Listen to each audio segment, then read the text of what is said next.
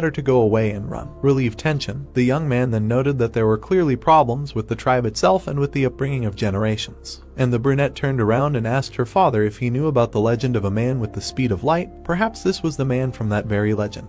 The young man turned around and said that he had heard about it, so it was not a joke. What kind of man is a Flash? He had heard that this is their legend. One day a man will come from distant lands, possessing crazy speed. She looked into his eyes and added that this man will be able to solve the problem of the centaur's speed limit.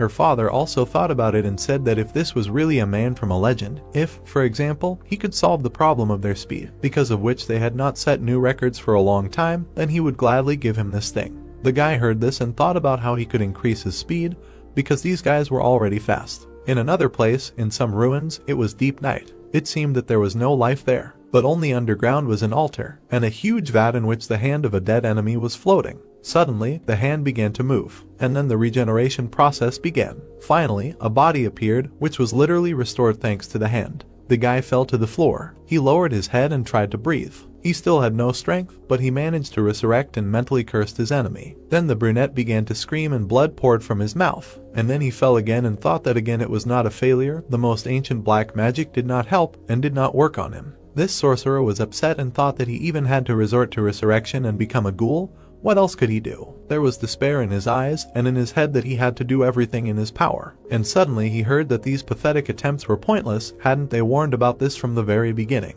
Then a silhouette of a man appeared in the flame, who said that all that needed to be done was to summon him to this world. A man in glasses appeared in front of the young man, who said that he would kill this man himself. And then he added that for this purpose the Targa Castle gave him an order to help study the forgotten ancient black magic. The brunette was listening to him attentively at that moment. A strange silhouette began to acquire a physical body and said that he understood what he himself wanted